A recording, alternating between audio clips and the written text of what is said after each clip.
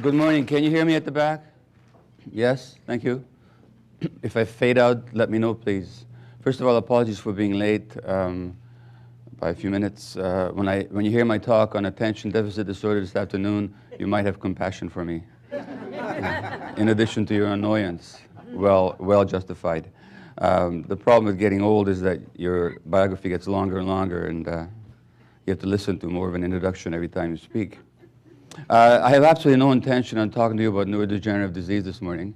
Not that I won't talk to you about it, but that's not the topic at all, just to tell you the truth. The truth is that for CME purposes, we have to have some kind of a title, and there it is.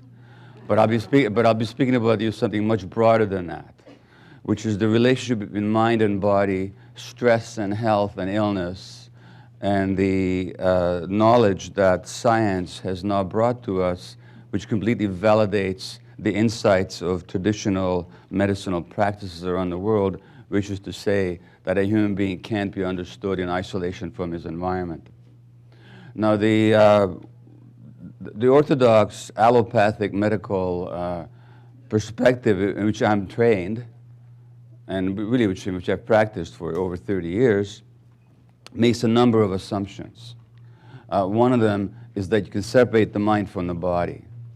And the other is that you can separate individuals from their environment. So when we try to understand disease in any one person, we don't look at the mind-body unity. We try and look at the body in isolation, and not just the body in isolation, but the disease in isolation from the body. And for that leaves us, for the most part, completely bereft of any understanding of what causes illness to arise in a person. So for most diseases, the medical term is idiopathic.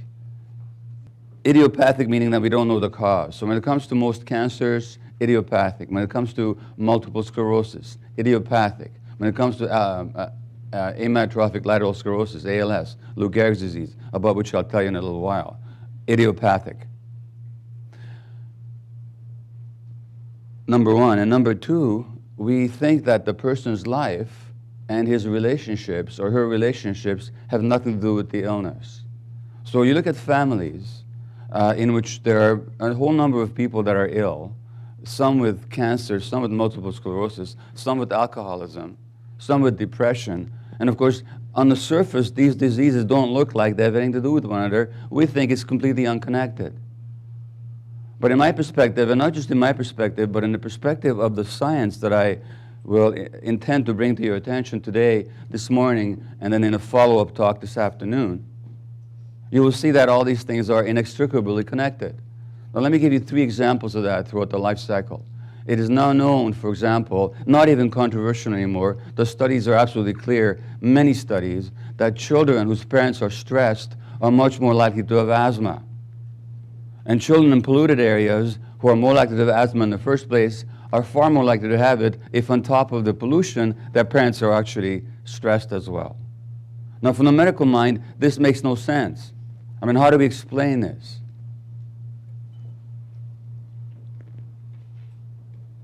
When you come down to it, it's absolutely clear, and I will not go into the details of asthma treatment right now, except to jump to the punchline, which is, how do we treat asthma? We treat it with inhalers. What do the inhalers contain? The inhalers contain something to open up the airways because you have bronchospasm, narrowing of the airways in asthma, and the inhalers contain steroids to suppress the inflammation. Now, what is the bronchodilator component of the inhaler? It's a copy of adrenaline. What is the steroid component? A copy of cortisol. What are adrenaline and cortisol? Stress hormones. In other words, we're treating asthmatics with stress hormones. In fact, if you had a severe asthmatic episode and landed in hospital in crisis, what is called status asthmaticus, you'd be given an injection of adrenaline and an infusion of cortisol. Why don't we ask ourselves, is it possible that stress has something to do with the onset of asthma? And of course, the reality is, as I'll be telling you throughout, in my various talks throughout the whole day, that the physiology of children is programmed by the emotional states of their parents. That's just how it works. So these kids are stressed. Another example, an Australian study to look at adults now. An Australian study looked at about 500 women with breast lumps that were suspicious for malignancy. Now, these women underwent the biopsy, but also had, in this study, a psychological interview. It turned out after the study results were collated that if a woman was emotionally isolated, that by itself did not increase the chance of that lump being cancerous. Zero effect. And if a woman had been stressed prior to the onset of that lump, that also did not increase the chance of that lump being cancerous. Zero effect. So far, so good. But then here's the strange finding, strange that is, from the linear left brain medical perspective, that if a woman was emotionally isolated and stressed, the risk of that lump being cancerous was 9 times as great as the average. And of course, to the medical mind, this makes no sense, because how does 0 and 0 add up to 9? It doesn't. But we're not talking mathematics here. We're talking about human beings. And the reality is that when you're stressed, that's not just an emotional event. Stress is a physiological perturbation of the whole system. You have changes in the immune system, in the nervous system. You have high levels of cortisol, which suppress the immune system. And what happens if you're stressed and somebody talks to you and says, "Hey, friend, how are you feeling? I see you're having a hard time. You want to talk about it?" Well, the first thing that happens is you take a deep breath. Your brain gets oxygenated. Your heart rate slows down. The vagus nerve begins to discharge differently. And your stress hormone levels abate. But if that doesn't happen, you're stewing on your own stress juices for months upon months. No wonder those lumps in women who are isolated and stressed turn malignant. It's no mystery at all from the scientific perspective. And then, at the end of life, a study published in the New England Journal of Medicine that showed that in an elderly couple, when one of them is hospitalized, what do you suppose happens to the other one? They're much more likely to fall ill. Why? Because the immune system of one human being is modulated by the interpersonal relationship with other human beings. In other words, you can't look at people in separation. Not from conception till death can you look at them in separation. And the UCLA psychiatrist Daniel Siegel calls that interpersonal neurobiology. That the biology of our nervous system, in fact, I would call it interpersonal biology. The biology of our systems is modulated from the moment of conception by our environment and particularly our psycho-emotional relationships. And therefore, you cannot understand disease in isolation from those considerations. Having said this, let me give you some examples of people with illness. And these are newspaper clippings from Canada's national paper, the Globe and Mail. And the first one is an article by a woman whose name is Donna, and she wrote the article herself regarding her diagnosis with breast cancer. Her doctor's name is Harold, and her husband's name is Hai. Harold, now what you have to understand here is that Hai's first wife died of breast cancer. Now Donna, the second wife, is diagnosed with it. Harold tells me that the lump is small and most assuredly not in my lymph nodes, unlike that of Hai's first wife, whose cancer had spread everywhere by the time they found it. "You're not going to die," he reassures me. "But I'm worried about Hai," I say. "I won't have the strength to support him." Now, what do you notice? She's the one diagnosed with a potentially fatal illness, and her first and automatic concern is, how will I support my husband? So, you want to know a risk factor for disease? Compulsive regard for the emotional needs of others while ignoring your own is a major risk factor for all kinds of illness, from cancer to neurodegenerative disease, for reasons that'll be very clear to you in a short while. All the others are obituaries, and these obituaries are interesting. First of all, they illustrate why people die. You've heard the expression, that the good die young. They do, and there's a reason for it. And secondly, they illustrate the kind of sentimental blindness that covers or keeps us from seeing what's in front of us. We actually celebrate in one another that which kills us. So here's a physician who died and these are all people who died before their time of cancer. These are obituaries from the Globe and Mail. The first one is a physician, died age 55 of cancer in Toronto. Never for a day did he contemplate giving up the work he so loved at Toronto's Sick Children's Hospital. He carried on with his duties throughout his year-long battle with cancer, stopping only a few days before he died. Now, if somebody that you knew was diagnosed with cancer, what would you advise them to do? Hey, buddy, go back to work tomorrow and throughout all your chemotherapy and radiation and all the difficulties and stresses that you're going through, just ignore your body. Just keep working till you're ready to drop. So this rigid and compulsive identification with duty, role, and responsibility while ignoring the needs of the self is the second major risk factor for all kinds of chronic illness. When I say chronic illness, I mean anything from neurological illness to cancer to autoimmune disease, the rheumatic diseases, arthritis, scleroderma, systemic lupus, colitis, ulcerative colitis, Crohn's disease, any of the inflammatory diseases, chronic fatigue, fibromyalgia. You won't find anybody with those illnesses who do not strongly meet these criteria that I am outlining here for you. The next one is a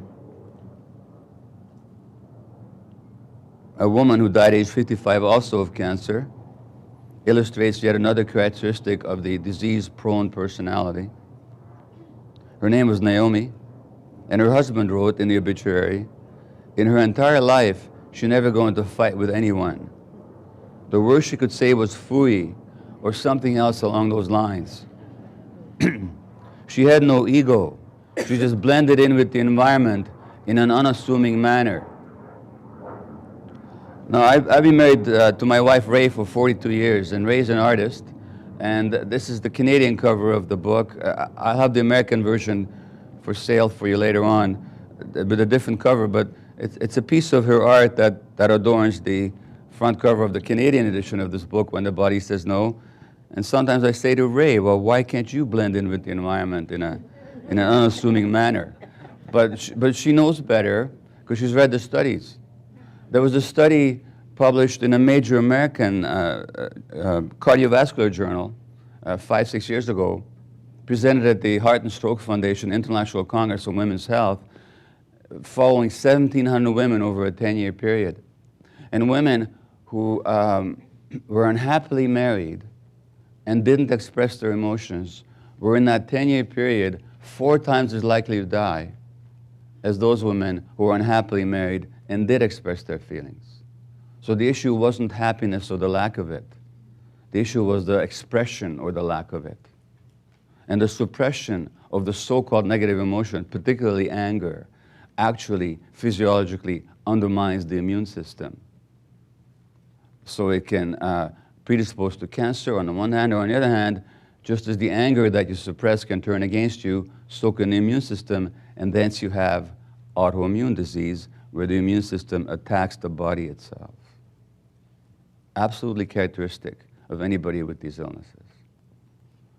And finally, as an example, this is another physician who died of cancer. His name was Sidney. Sidney and his mother had an incredibly special relationship, a bond that was apparent in all aspects of their lives until her death. As a married man with young children, Sidney made a point to have dinner with his parents every day as his wife Rosalind and their 4 kids waited for him at home. Sidney would walk in, greeted by yet another dinner to eat and to enjoy.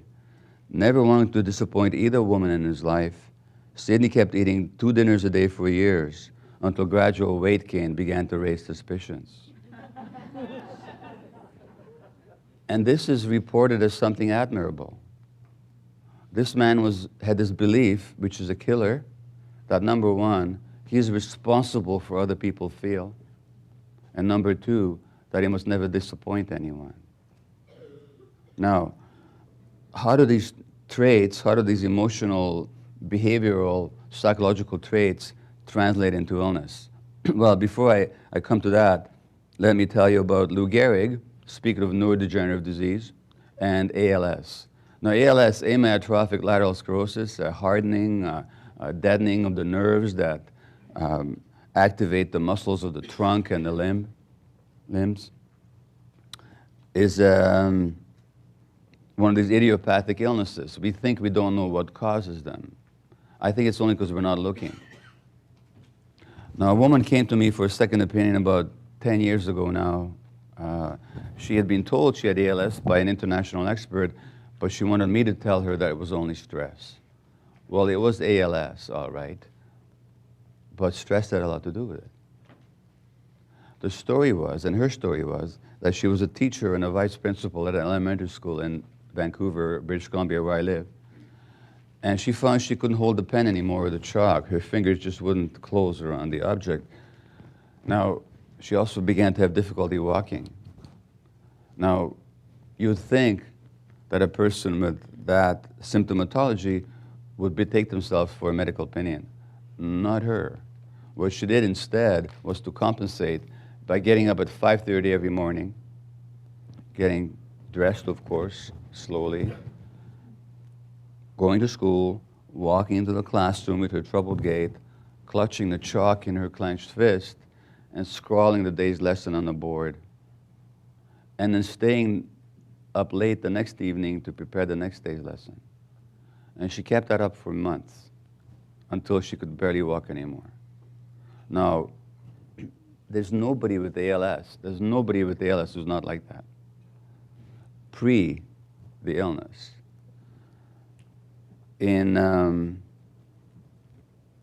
Not much have been studied about this, but in 1970, it turns out there was a study of ALS patients at Yale University Medical School, at Yale University School of Medicine. And the psychiatrist who conducted the study wrote about these patients. They invariably evoked admiration and respect from all staff who came into contact with them. Characteristic was their attempt to avoid asking for help. Hard, steady work without recourse to help from others was pervasive, and there was a habitual denial, suppression, or isolation of fear, anxiety, and sadness. In other words, the so-called negative feelings. Most expressed the necessity to be cheerful. And then I ran across a paper presented at the International ALS Congress in Munich, Germany, by two neurologists from the Cleveland Clinic. And the paper was entitled, "Why Are Patients with ALS So Nice?" And what the paper described was that when people come to the Cleveland Clinic for diagnosis, before they see the specialist, they undergo what's called EDX, electrodiagnostic testing, where the conductivity of these nerves is evaluated. The technicians who would perform the test would predict who would have ALS and who wouldn't, based on how nice the person was. And they'd write on the side of the test, "This person must have ALS, he's too nice." Or "This person can't have ALS, she's not nice enough." And the neurologists wrote in their paper that despite the obvious unscientific nature of their observations and the briefness of their contact with the patients, almost invariably their predictions turned out to be correct. And I phoned Dr. Wayburn in Cleveland, and I asked him how people in Munich, the international assembled experts on ALS, responded when he presented this paper, and they said they all stood around, shook their heads, said, "Yeah, we see it too, but we can't explain it." Now, then I looked up the biography of Lou Gehrig. Now, in writing this book, I looked at the medical literature, I took case examples from my own practice or people I interviewed, and I looked at the biographies of famous individuals with certain illnesses. So I looked up Lou Gehrig. And later on, I looked up Gilda Radner and her ovarian cancer, and Betty Ford and her breast cancer, Ronald Reagan and his Alzheimer's, Lance Armstrong and his testicular cancer. These patterns held through every single case. Now, Lou Gehrig, the great baseball player, and many of you know who he was, a teammate of Babe Ruth's in the New York Yankees in the 1930s and early 40s, I think, set a record for a number of hits by a New York Yankee that was broken only 2 years ago by Derek Jeter. So he was a great athlete. But he also set another record. He was known as the Iron Horse because he never missed a game. So he set a record for consecutive games played that wasn't broken for 60 years. He never missed a game. And not because he was never sick, not because he was never injured, but simply because he was too dutiful to his image and to the fans and to his teammates and to the team owners to ever take himself out of a game, regardless of how he was feeling. At one point, his hands were x-rayed. It turned out his fingers had been fractured 17 separate times. And his teammates described him as grimacing like a maddened monkey in agony as he fielded the ball, but he never missed a game. And consider the double standard. When a young teammate of his, a rookie, got sick with the flu and couldn't play, and the manager was really perturbed about this, Gary said, "What are you talking about? He's sick, he can't play." And he took this rookie to his own home, where he lived with his mom, and Lou Gehrig's mother put this young fellow into Lou Gehrig's bed while Lou slept in the living room couch as his mother nursed his fellow teammate back to health. But he himself never missed a game. Now, are we saying that patients ought to be blamed for their illness? Because that's, of course, the question that leaps to everybody's mind. Are you blaming people for getting sick? Well, you're not blaming anybody for anything, because these are not deliberate behaviors. These are unconscious patterns, and where do they come from? Very directly from childhood. The story of the teacher I told you about is very simple. She was an adopted child, and shortly after the adoption, the adoptive mother gets pregnant. Now, how many times have you seen that? Which tells us something about the nature of infertility and what it has to do with stress. And once you're de-stressed, you can get fertile again. That's a whole other subject. But what happened was that the adoptive mother gets pregnant, and the adopted child, of course, never feels that she's as welcomed, celebrated, enjoyed, and loved as the biological child is. How does she compensate for it? By making herself indispensable, by supporting and helping everybody, and by suppressing an expression of her own needs so as not to create further stress for the mother. And that thus becomes the personality. And so what we call a personality is nothing really that we're born with. It's really, for the most part, our coping mechanism. So we're not loved, we become charming.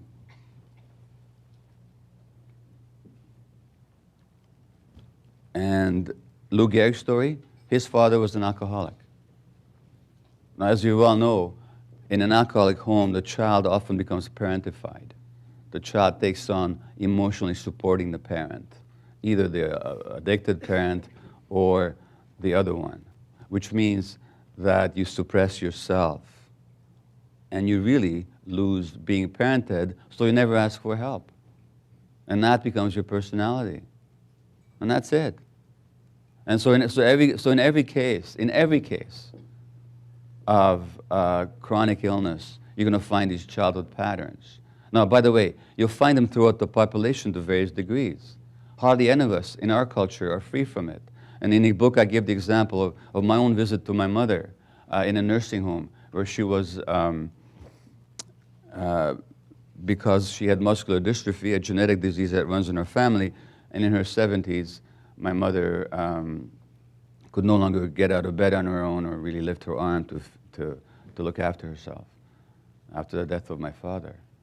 So this one afternoon, as I'm visiting the nursing home, I'm limping a little bit as I walk down the hall of the nursing home. And I'm limping because that morning I had had arthroscopic surgery on one of my knees, having jogged on cement for years. And of course, I had pain in the knee, but as a medical doctor, I could never figure out that there was a relationship between pain and potential tissue damage.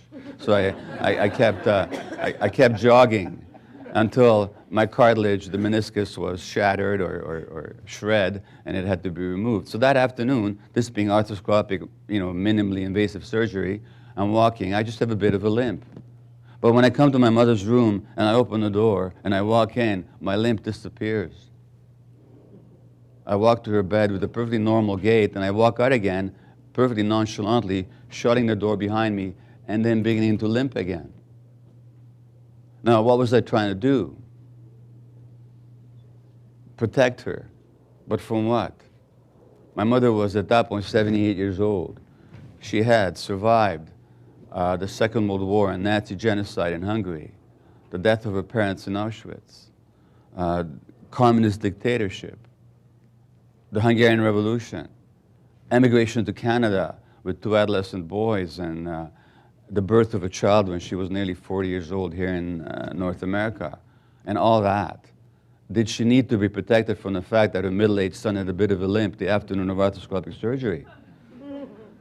Well, the fact is I didn't think about it. I mean, had I thought about it, I would not have suppressed the limp. It was a completely automatic reaction based on the fact that I was 2 months old in March of 1944 when the Nazis occupied Hungary. And the Jewish population, amongst which my parents were numbered, knew what was coming. Well, they didn't know the full horror, but they knew that the Nazis were bad news. And 2 days after, a day after the Nazi occupation of Budapest, my mother phones the pediatrician and says, would you please come and see my son, because he's crying all the time.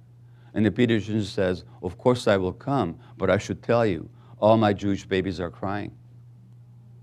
Now, as an infant, what do I know about Nazis or Hitler or genocide? Nothing. What am I reacting to? The stresses of my mother. And as I'll be telling you in my other talks throughout the day on addiction and childhood developmental disorder, the emotional states of the parent program the brain of the child.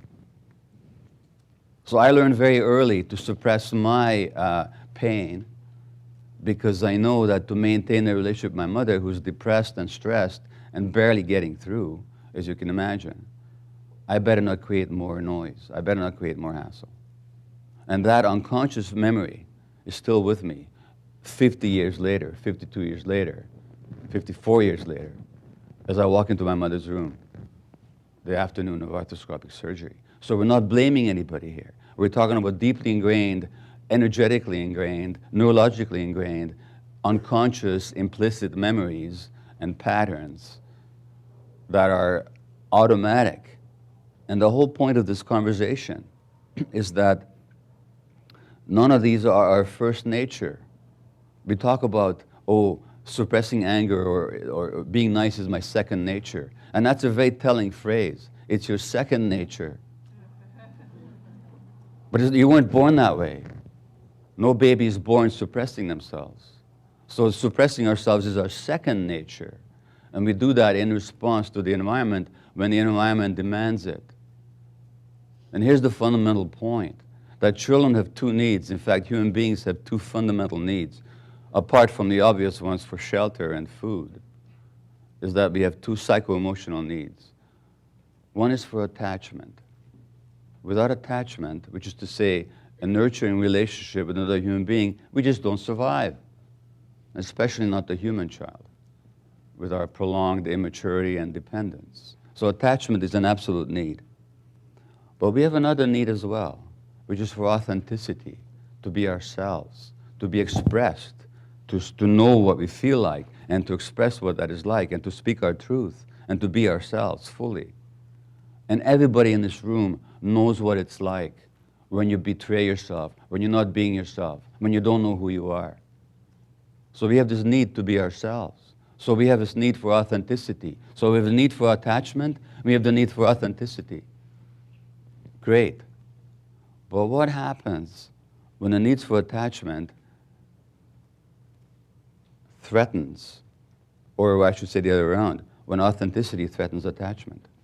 What if my parents can't handle my 2-year-old anger? Well, then I have to maintain my relationship with my parents. The attachment will trump the authenticity. I'll suppress the anger. And then I'll be one of these really nice people, always smiling, and never expressing how I feel, and never setting my boundaries, which means I'll be stressed for the rest of my life. So the reality is that for children, necessarily, attachment trumps authenticity. And this is how we lose track of ourselves. And we develop all these coping mechanisms that we then identify with and we think is ourselves. And that's the story of everybody with chronic illness. Now, the science behind it is very simple.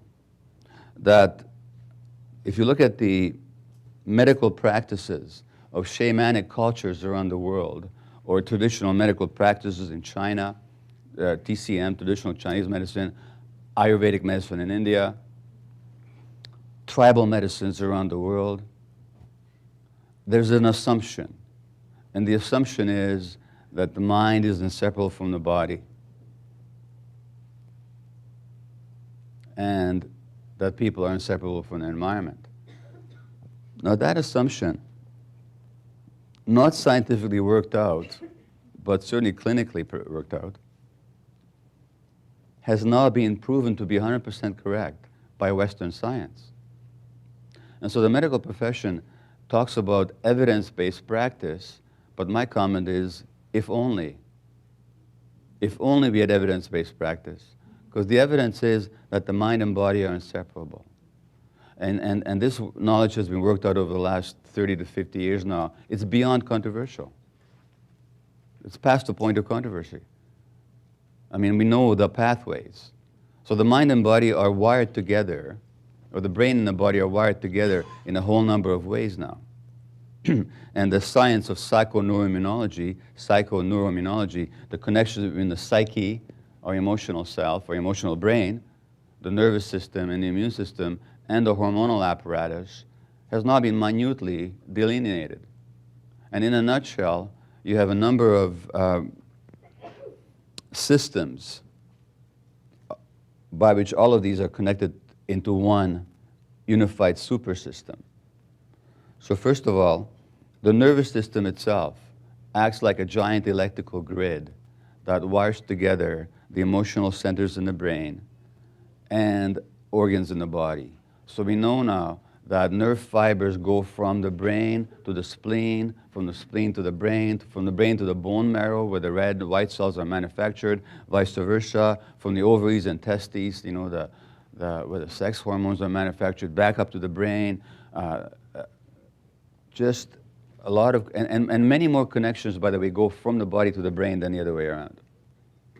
But there's a constant two-way communication, number one. Number two, the emotional system in the brain, the organs in the body, the nervous system, they all put out chemical messengers, transmitters that travel through the bloodstream for which they each have receptors. So there's a constant biochemical crosstalk between all these systems. So they're talking to each other 24/7. So it turns out that the immune cells in our circulation can manufacture, the white cells in our circulation can manufacture every hormone that the brain can manufacture, and vice versa. And they have receptors, so they talk to each other. Third, the brain-gut connection. Let me answer this question, and I'll ask for a show of hands. If you've had the following experience, please put your hand up, that you have a powerful gut feeling about something, you ignore it, and later on you're sorry. If that's happened to you, put your hand up, please. Okay, just look around. Now, let's guess it the other way around. If you had a powerful gut feeling and you ignored it, and you're grateful afterwards, now put your hand up. Okay, one or two maybe. And I would even argue with you that that wasn't a gut feeling, that was just a strong emotion that you had. But you know, granted though, it's still like 200 to 1. Well, why is the gut so much more intelligent than our intellect? Very simply, because the gut is connected to the brain. The brain reads the whole picture. The intellect reads only the words. So when I'm talking to you, anybody's talking to you, your intellect takes in the words, but the whole brain takes in the whole emotional message. Is this guy for real? Is his facial expression congruent with his words? Are the eyes coordinated with the mouth? Is the tone genuine, or is there something false about it? You're picking all that up. And that goes to your gut. Now, the gut sends many more messages to the brain than the vice versa. The gut is not just a digestive organ. It's also an immune organ, and it's also a very powerful sensory organ. And so it magnifies those. There's much more serotonin in the gut than there is in the whole central nervous system. And it has many nerve centers. So when the gut tells you something, you don't have to know the reason why, just listen. But the point is we suppress our gut feelings because that's what we had to do to get along with our parents. So it becomes their second nature. Human beings in a state of nature, in hunter-gatherer societies, do not suppress their gut feelings. They do not suppress their gut feelings. As a result, they're much more grounded than we are. The heart-brain connection I didn't even know about when I wrote the book. But the heart has a nervous system, and there's a new science called neurocardiology that studies that. And the nervous system in the heart, a fine network of nerves that enmeshed in the pericardium, the lining of the heart, actually has predictive capacities, particularly for negative things. When you say, "Ugh, I knew it in my heart," you did. And that brain here, of course, is connected to the brain up here. And you know, many more connections are being worked out, but it's hardly requiring of any more proof that mind and body are inseparable. And that means that whatever happens on the emotional level will happen on the physiological level. And I'll talk to you this afternoon about a little bit more about stress. But the fact is that when we're suppressing ourselves emotionally, we're also creating physiological perturbations, and we're disorganizing ourselves physiologically. We get suppression of the immune system. We have imbalances in the nervous system. We have problems in the gut. All kinds of imbalances occur in the body as a result of emotional imbalance. And that means that in working with people with chronic illness, it's not enough to concentrate on the physical aspects, because the physical aspects are only effects. No, you know, I'm not saying it's not important to deal with them, and I'm not saying that people shouldn't get medical help. What I'm saying is that it's inadequate. What I'm saying is that there's a whole other side to it. Because in everybody with chronic illness, there are hidden lifelong stories. There are beliefs. And the cell biologist Bruce Lipton talks about the biology of belief. And that belief that I have to suppress my pain in order to protect my mother, that's deeply wired into me. Now, by the way, it doesn't just play out with my mother. It plays out in my relationship to the rest of the world as well, because we generalize our relationship with our parents onto the rest of the world. And so then we act that way. Now, what happens if somebody doesn't express anger? What happens if somebody doesn't regard their own body? What happens if someone doesn't pay attention to their gut feelings? If they don't know how to express themselves? If they're always trying to please others? They're constantly stressed. They're physiologically stressed. And they're stressed without even knowing it. And the reason people don't know it is because they've done it all their lives. They think it's normal. There's that book written in the 60s called "I've Been Down So Long It Feels Like Up to Me." Well, when you've been in a certain state for a long time, that seems to you natural. That seems to you who you are. That seems to you that's the way the world is. And you never distinguish that this is just a pattern that you adopted defensively for the sake of your survival.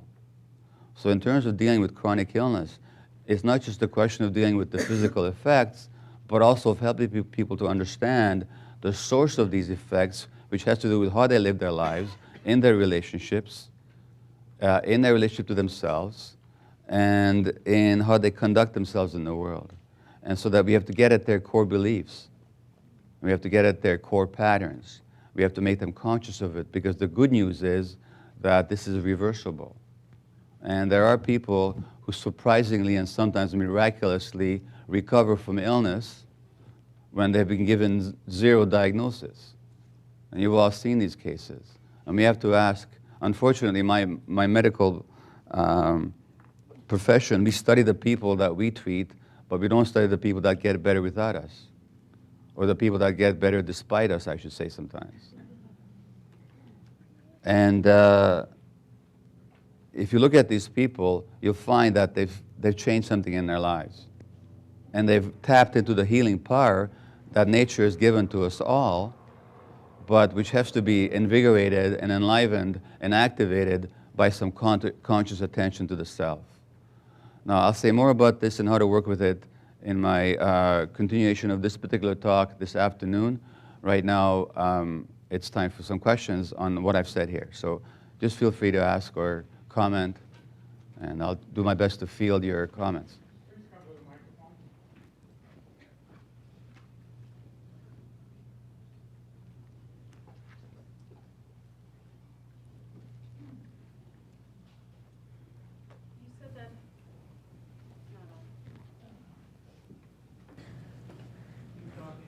You said that hunter-gatherer peoples don't have this problem. Don't they want to please their parents, or do they never suppress? No, they don't.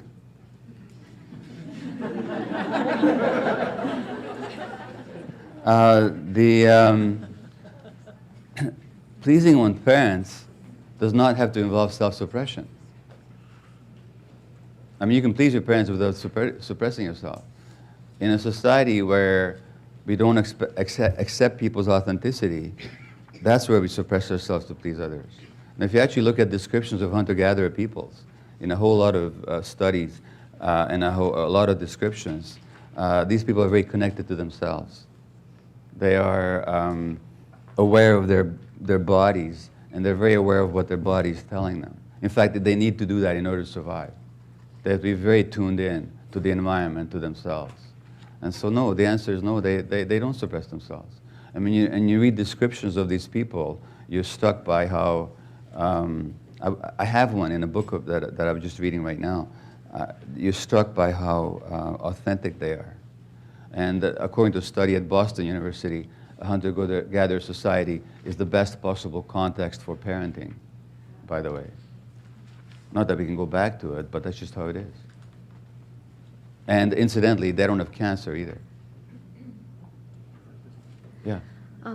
You had said something about the nervous system and the GI tract, and did you say the nervous system, or pardon me, the GI tract has more nerve endings or more nervous system tissue? I didn't catch that. Sure. What I said was that the GI system, the gastrointestinal system, tract is heavily endowed with nervous centers. There's many nerve centers. If you look at the neurotransmitter serotonin, you know, if you've taken Prozac like I have for depression, it's there to elevate serotonin levels, which is an important neurotransmitter in the brain that helps to modulate mood. Well, the gut has more serotonin than the brain does. So what I'm saying is that the nervous system is the gastrointestinal system is a powerful nervous system organ as well. It's a powerful sensory organ. So it has more nervous system interaction than other organs? No, you didn't say that. Well, the gut will have, apart from the brain, the nervous system will have, the gut will have more nervous system interactions than almost any other part of the body. Got it, sure. Thanks. Yeah. There's only one microphone. Apparently so. Hey, my mother passed away 1 month ago, and I inherited this incredible library of hers that I didn't even know existed on Buddhist thought. Yeah. And so I've been reading this stuff now for the last month.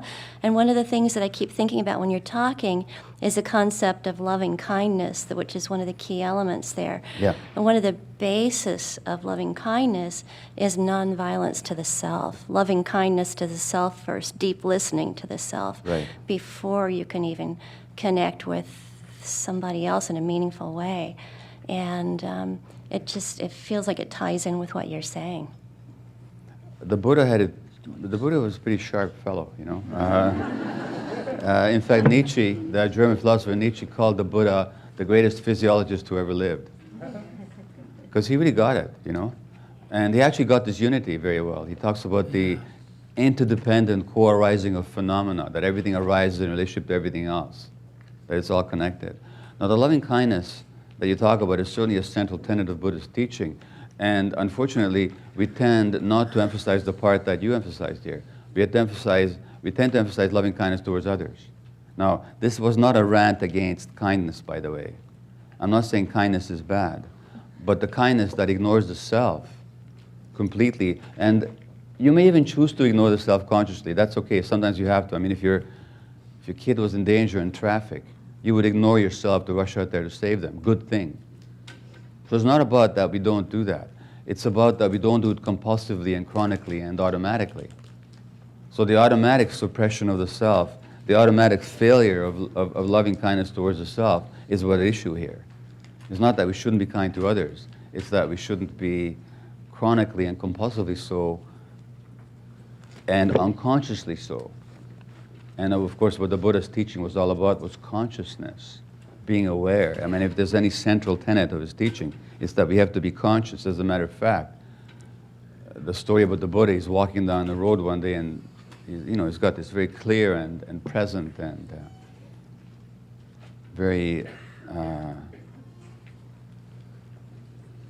uncharacteristic expression on his face. And some travelers say, "Who are you, some kind of a god?" And he says, "No," he says, "I'm awake." So the whole issue is that we should wield whatever we have consciously and with awareness. And these patterns that I've been describing for you are not conscious. They're automatic. They're compulsive. Please. Yes. When you talked about the psychoimmunoneurology and the connection of the brain to every organ and the effect of the brain, and of course the gut brain, where I believe 80% of serotonin is produced, on the other organs, is there any data, research data that you've come across to show that it's an inflammatory reaction? And my practice is pain, muscles, and we've been touching more on neurogenic inflammation, and this fact that it sort of have this concept now that there's these inflammatory molecules go everywhere in the nervous system, and that's why it's part of fibromyalgia. Yeah. And of course, it's how to unlock or stop that. But is there data on that you know of, like research data? There's more and more data, so that you can actually show that people who've had stressful experiences in childhood have higher levels of C-reactive protein in their circulation, which is, a marker of inflammation. And much of the illnesses that we talk about, the autoimmune diseases, the fibromyalgia, so on, it's modulated through inflammation. Yes. And there's all kinds of nervous system discharges that promote inflammation, neurokines that promote inflammation. So that inflammation is the pathway through which it happens. In every case of fibromyalgia, though, you'll be able to trace these childhood patterns. Yeah. So, but yes, inflammation is the pathway. Sorry, I don't want to go on too long, but I know, like, for instance, there's CFOS protein that was produced in, I think, in the dorsal root and migrates up and helps to rewire the brain. So I was thinking more about, I haven't come across anything that says it. They've actually biopsied nerve, or that there it is. There's this higher inflammatory molecule at the end of this fibromyalgia person's, peripheral nerve in the skin. That's what I was. Okay, well, you've pushed me beyond my limits of comprehension. Okay, thank you. Well, me too. Yeah, okay. In other words, I don't know the answer. Okay, thank you for the question, though. And I think you're certainly exploring the right avenue. Yeah. Hi. Hi. Can you make suggestions on therapeutic approaches that you find to be efficacious in helping people to become aware of and then unravel those Therapeutic approaches will be part of what I'll be saying this afternoon in the concluding part of this discussion.